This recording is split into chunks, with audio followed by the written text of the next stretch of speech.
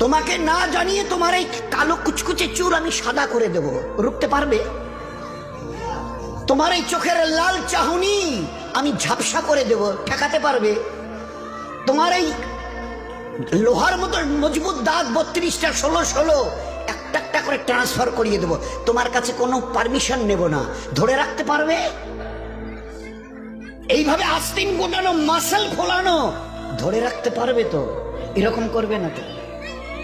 এইভাবে এরকম হবে না তো?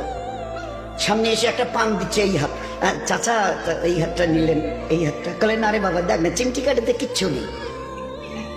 আসমান থেকে আওয়াজ দিচ্ছে, ও হাত তোমার কথা শুনে আমার, এ হাত তোমার কথা শুনে আমার, আমি এর পাওয়ারকে সিজ করে নিয়েছি।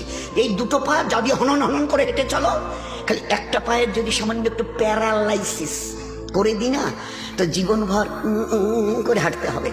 বেডরুম থেকে নিয়ে বাথরুম একদম লাগালাগি, অ্যাটাচড, আমরা বলি না অ্যাটাচড।